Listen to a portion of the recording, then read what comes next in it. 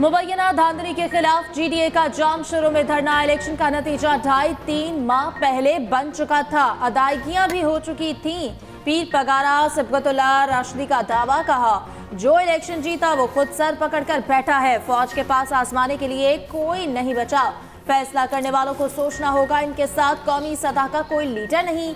खुदा हमारी फौज को रहनुमाई दे कि कौम और आवाम के फायदे का सोचे। कहा मेरी नजर में बानी पीटीआई चोर नहीं, बानी पीटीआई गलती ना करता तो फरिश्ता होता। क्या दूसरों ने तोशाखाना से गाड़ियां नहीं ली? इलेक्शन कमीशन ने पीटीआई इंतखाबात में जमीन आसमान एक कर दिया। इलेक्शन में जो खरीदो फरोख्त हुई इसका कोई नोटिस नहीं लिया। जो खिचड़ी बन गई है, हुकूमत 8-10 माह भी नहीं चल सकती। हो सकता है इमरजेंसी लग जाए, हो सकता है मार्शल लॉ लग जाए, 2.5 करोड़ नौजवानों का रास्ता ना रोका जाए।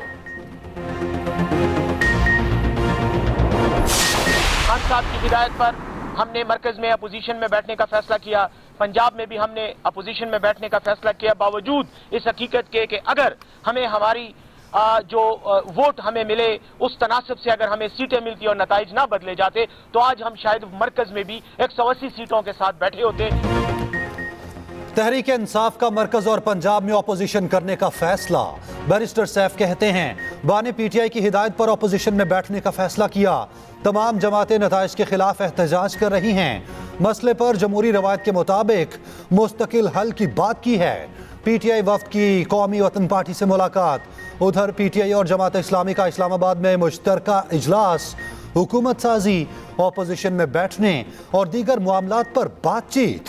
मीडिया से गुफ्तगू में असद कैसर ने कहा हम जिदोजहद करेंगे, कानून के अंदर रहकर करेंगे। लियाकत बलोच का चीफ इलेक्शन कमिश्नर से इस्तीफे और कमीशन बनाने का मुतालबा।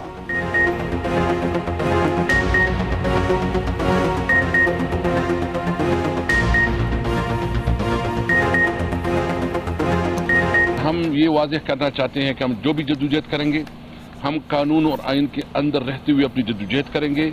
हम किसी तौर पर जो है ना ये हमारी कोशिश है कि हमारी जद्दोजहद पर अमन जद्दोजहद हो और हमारा बुनियादी हक हमें दिया जाए और वो हक है फेयर एंड फ्री इलेक्शन। गुज़श्ता रोज फैज़ हमीद का नाम गलती से जुबान पर आ गया। मौलाना फजल रहमान ने वसाहतें थी, कहा कमर बाजवा और फैज़ हमीद को 2018 में धांधली का जिम्मेदार समझता हूँ। इन मामलात पर ज्यादा बहस की बजाय तारीख के हवाले करते हैं। एक इंटरव्यू में कहा अदम एतमाद और इल्जामात पाकिस्तानी सियासत का हिस्सा हैं और रही हैं। मुल्क की सियासत में इस्टेब्लिशमेंट का रोल नहीं होना चाहिए। मुझे अदलिया और दीगर इदारों पर एतमाद नहीं, मैं इस निज़ाम के खिलाफ हूँ। हमने बहुत कुछ बर्दाश्त किया है, कैसे मुमकिन है हमें रोने और चीखने की भी इजाज़त न हो।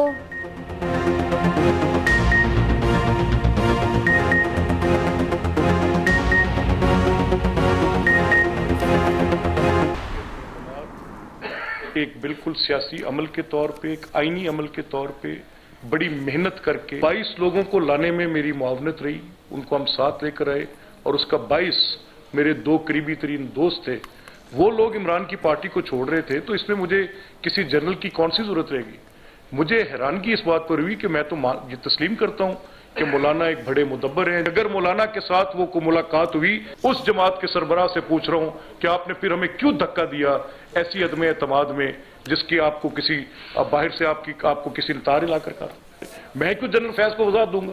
मैं जनरल फैज जिसके खिलाफ 4 साल से मैं बरसरे पेकार हूं हर मैदान अमल में, कम से कम मेरी जात को सामने रख के को बंदा बात कर सकता है। जब से ये शख्स इमरान इस मुल्क में है, ये भी मुझे मौलाना ने बताया, और 2014 से लेकर अभी तक कोई एक दिन बता दें जिसमें पॉलिटिकल स्टेबिलिटी हो। तो अगर आज मौलाना उसके साथ बैठेंगे तो मैं सवाल नहीं उठाऊंगा, तो और क्या मैं शादियां नहीं बजाऊंगा। तहरीक अदम एतमाद से मुतालिक मौलाना फजल रहमान के दावे मुस्तरद। नून लीग ने सबूत मांग लिए, पीपल्स पार्टी का भी शदीद रद्द अमल। मलिक अहमद खान ने मुलाकात की अंदरूनी कहानी सुनाती, कहा किसी के कहने पर हम अदम एतमाद नहीं लाए, एक मुलाकात जरूर हुई मगर इसमें ऐसी कोई बात नहीं की गई। मेरी मौजूदगी में जनरल बाजवा ने कहा ये ना करो, कहा तहरीक अदम एतमाद वापस लें और इलेक्शन की तरफ जाएं। मौलाना ने मज़ाहमत की, पूछा जनरल साहब आप अदम एतमाद वापस लेने का क्यों कह रहे? मलिक अहमद ने मजीद कहा कि 26 मार्च को मुलाकात बी मैस में हुई, फैज हमीद उस वक्त वहां मौजूद नहीं थे, किसने मीटिंग की? मौलाना साबित कर दें, बात खत्म। फैसल करीम कुंडी ने कहा तहरीक अदम एतमाद का सबसे बड़ा फायदा मौलाना ने उठाया, 4 वजारतों के मजे लेकर अब बातें कर रहे हैं। मौलाना पीडीएम सरबराह तहरीक अदम एतमाद का साथ ना देते। फैज हमीद कोर कमांडर पेशावर थे, इनका अदम एतमाद में कोई किरदार नहीं था। शर्जील मेमन बोले, पहली बार किसी वजीर आजम को आईनी तौर पर हटाया गया तो मौलाना सबसे आगे थे। मौलाना ने जिस जमात पर धांधली का इल्जाम लगाना था, इनके साथ इत्तेहाद कर लिया।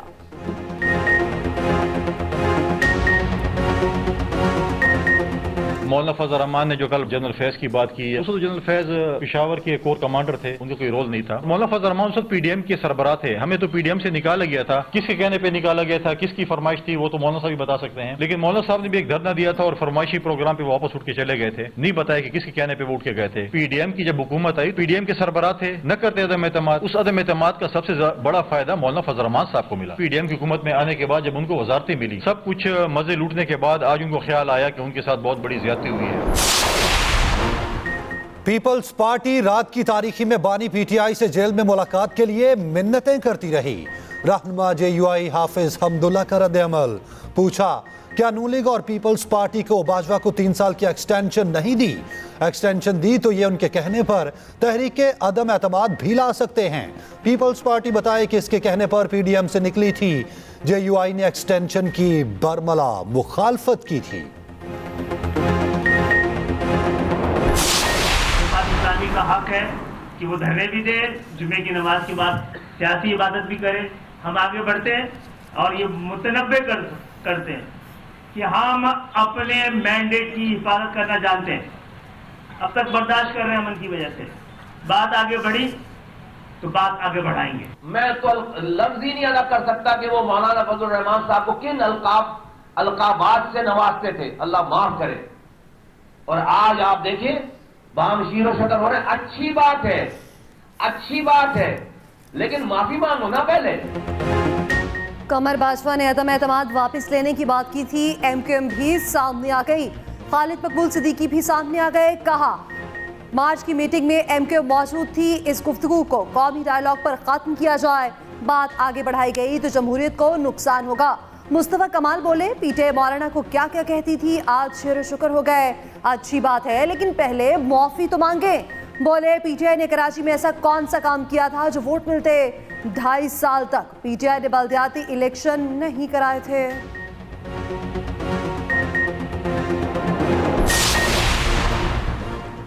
तहरीक इंसाफ ने 75 नशस्तें छीने जाने का दावा कर दिया। मुबैना धांधली के खिलाफ पुरहजूम न्यूज कॉन्फ्रेंस, मरकजी सेक्रेटरी इत्तलात रऊफ हसन ने कहा इलेक्शन में धांधली करके जमहूरियत पर हमला किया गया। हमारी 179 नशस्तें होनी चाहिए थी, 46 नशस्तों का डाटा हमारे पास मौजूद है, 24 घंटों में बाकी जमा कर लेंगे। हमारे मुस्तरद वोट्स की तादाद विक्ट्री वोट से ज्यादा है, धांधली के खिलाफ हर हद तक जाएंगे। शानदाना गुलजार ने कहा कराची से 12.5 लाख वोट मिले मगर तहरीक इंसाफ एक सीट भी ना जीत सकी। सलमान अकरम राजा ने कहा यह इंतखाबी फ्रॉड नहीं, जमहूरियत पर हमला है। एक बार फिर अवाम की राय को रोंदा गया। रेहाना डार बोली ऐसे धांधली ज्यादा इलेक्शन आज तक नहीं देखे।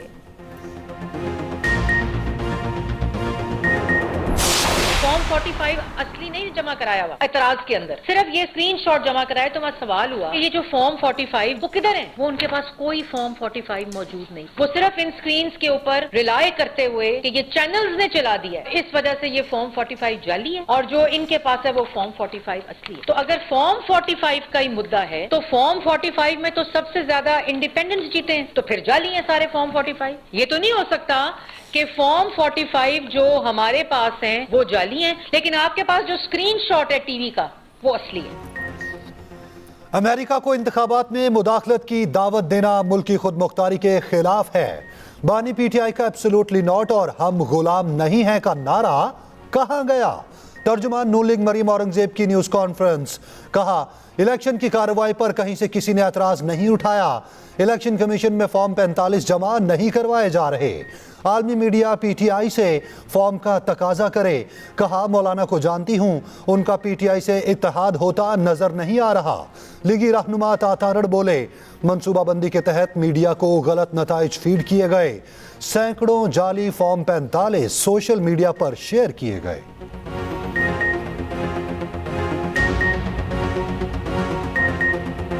तहरीके इंसाफ की तरफ से बाकायदा बैरूनी ताकतों की मदद से और मंसूबा बंदी के तहत रिजल्ट्स को मैनिपुलेट करने की कोशिश की गई। जाली फॉर्म 45 सैकड़ों की तादाद में सोशल मीडिया पर अपलोड किए गए और मीडिया को उस रात गलत रिजल्ट फीड किए गए। जीटीए का इंतखाबी धांधली के खिलाफ नोटिस लेने का मुतालबा। पीर सदरुद्दीन राशि ने कहा, सुप्रीम कोर्ट इलेक्शन में धांधली पर सुमोटो ले, मैंडेट वापस लेने तक जिद्दोजहद जारी रहेगी। फहमीदा मिर्जा ने कहा, सिंध कोई कॉलोनी नहीं, हर बार सौदा कर दिया जाता है। सायरा बानो ने कहा कि चीफ इलेक्शन कमिश्नर पर आर्टिकल 6 लगना चाहिए। अय्याज लतीफ परिशो बोले, क्या सिंध को काला बकरा समझ रखा है। हाफिज नईमुर रहमान ने कहा, कराची में जमात इस्लामी और पीटीआई का मैंडेट छीना गया, माफिया से जान छुड़ाना होगी।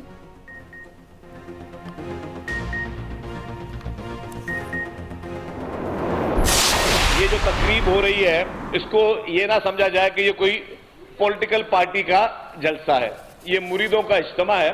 जब ये 2024 के इंतखाबात अनाउंस हुए तो पाकिस्तान में सियासी सरगर्मियां शुरू हुई। सिंध में खुसूसी तौर पर पाकिस्तान मुस्लिम लीग नवाज, जीडीए, एमक्यूएम और काफी जगहों पे खामोशी से पीटीआई भी इनके इत्तेहादी थी और इन सारे इत्तेहादों को हर जगह पे पीपुल्स पार्टी ने बड़े मार्जिन से हराया।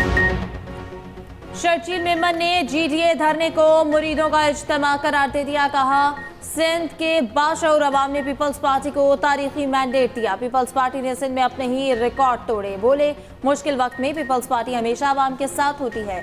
जीडी और इत्तेहादी 5 साल ड्राइंग रूम में रहते हैं। 5 साल पहले अवाम के मैंडेट कैसे डाका डाला गया सब जानते हैं।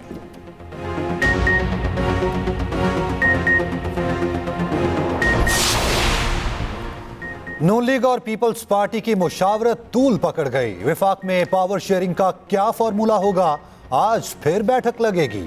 नून लीग और पीपी की राब्ता कमेटियों का मुश्तरका इजलास आज फिर होगा।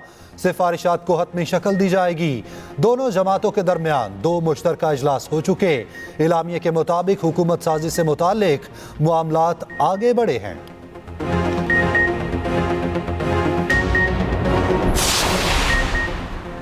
पीटीआई विफाक में हुकूमत साजी के लिए जल्द एक और यूटर्न लेगी। तहरीक इंसाफ सरदारी साहब के दर दौलत पर हाजिरी देगी।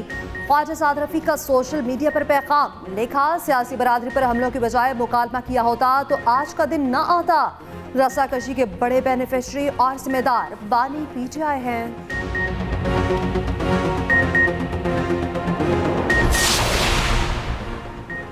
नून लीग को कौमी असम्बली में एक और सीट मिल गई। NA 92 से आजाद जीतने वाले रशीद अकबर नवानी नून लीग में शामिल। पार्टी में नए शामिल होने वालों की मरियम नवाज से मुलाकात।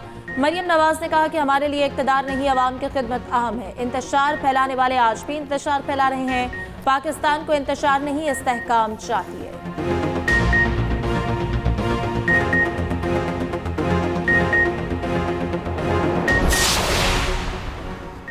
पंजाब में होल्ड की नई हिकमत अमली। नून लीग का पंजाब में सख्त गिर गवर्नर लाने का फैसला। नून लीग के बड़ों ने सर जोड़ दिए।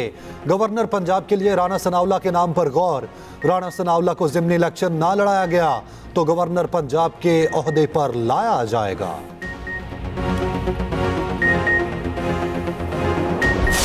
आपने एक ऐसी फिजा पैदा कर दी है मुल्क में कि जहां आप हार गए वहां रिगिंग हो गई, जहां आप जीत गए वहां बिल्कुल ठीक है मामला। जो फॉर्म 45 हम दें वो गलत है और जो फॉर्म 45 ये दें वो ठीक है। ये जो म्यूनिसिपल कॉरपोरेशन के लोगों के ऊपर इन्होंने तशद्दुद किया है, उन्होंने कमिट किया कि हम सलमान राजा साहब की कैंपेन के लोग हैं। रहनुमा IPP ऑन चौधरी ने सलमान अकरम राजा को आड़े हाथों ले लिया। कहते हैं सलमान अकरम राजा काला कोट पहनकर बदमाशी न करें। वो क्लब बरादरी की इज्जत करता हूं मगर सलमान अकरम राजा सियासत कर लें या वकालत।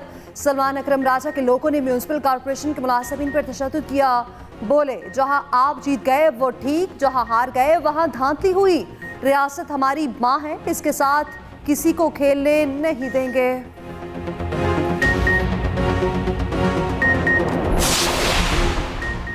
वज़ीर-ए-आज़म के उम्मीदवार उमर अयूब को पेशावर हाईकोर्ट से रिलीफ मिल गया। 1 माह के लिए राहदारी जमानत मंजूर। 1 माह में मुतालिका अदालतों में पेश होने की हिदायत। उमर अयूब ने 23 मुकदमात में हिफाजती जमानत के लिए दरखास्त दायर की।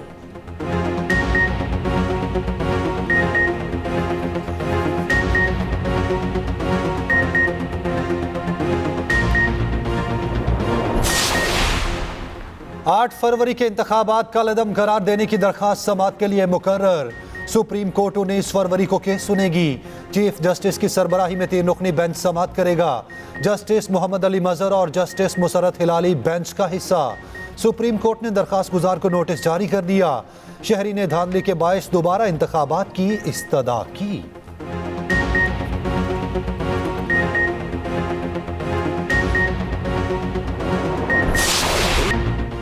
छह टीमें 34 मुकाबले, एक चमकती धमकती ट्रॉफी। कजाफी स्टेडियम लाहौर में क्रिकेट का बड़ा मेला सजने को तैयार। HPL PSL 9 का आगाज कल होगा।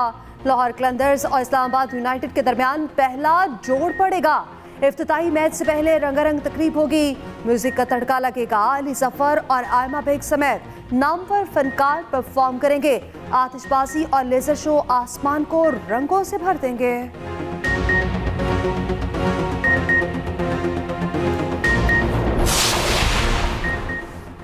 HPL PSL के इफ्तिताही मैच के कप्तान एक दूसरे को बड़ी टक्कर देने को तैयार। लाहौर कलंदर्स के कप्तान शाहीन आफरीदी कहते हैं कोशिश होगी जीत का तसलसल बरकरार रखें।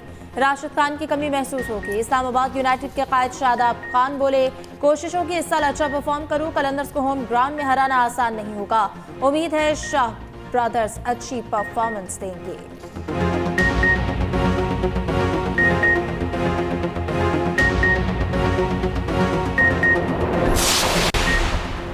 मुबैना धांधली के खिलाफ मुख्तलिफ शहरों में एहतजाज जारी।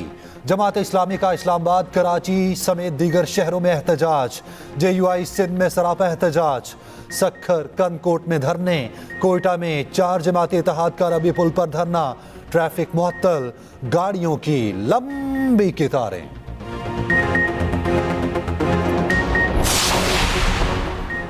तोशाखाना और साइफर केस की सजा के खिलाफ इस्लामाबाद हाईकोर्ट से रुजू। बानी PTI ने सजा के खिलाफ अपीलें दायर कर दी। इद्दत निकाह केस में सजा के खिलाफ अपील सेशन कोर्ट में दायर। उधर साइफर केस में शाह महमूद कुरैशी ने भी इस्लामाबाद हाईकोर्ट से रुजू कर लिया। 10 साल सजा के फैसले के खिलाफ अपील दायर कर दी।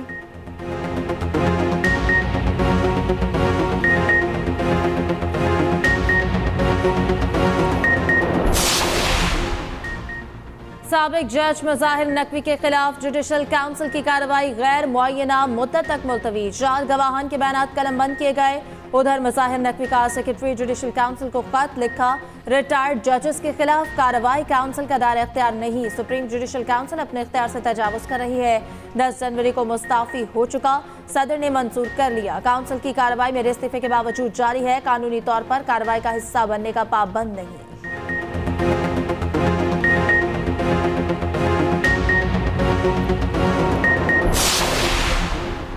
इंतखाबात में मुबैना धांधली। अमेरिका का पाकिस्तान से फिर तहकीकात का मुतालबा। अमरीकी महकमा खारजा के मुताबिक सिर्फ पाकिस्तान ही नहीं, दुनिया में कहीं भी ऐसे इल्जामात की मुकम्मल छानबीन होनी चाहिए।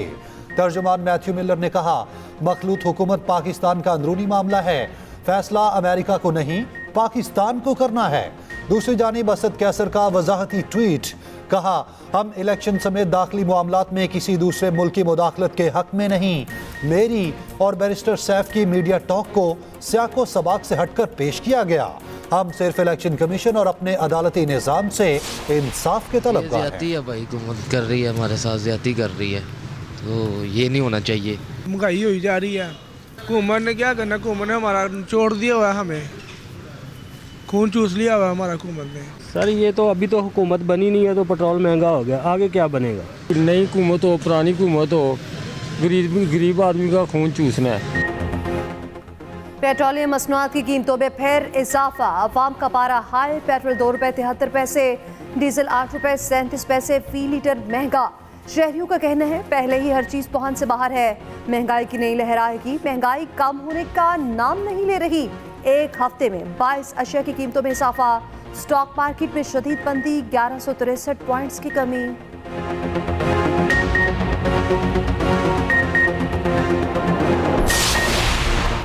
कौमी टीम की खराब कारकर्दगी की वजूहात क्या? साबिक टीम डायरेक्टर मोहम्मद हफीज का हकाइक सामने लाने का ऐलान।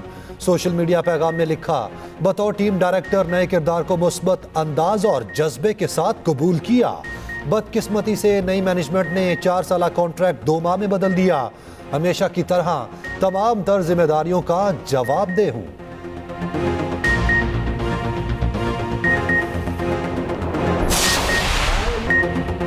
HPL PSL में नसीम शाह का एक और रूप सामने आ गया। फास्ट बॉलर एक माहिर सिंगर की तरह गुनगुनाने लगे। वीडियो सोशल मीडिया पर जारी।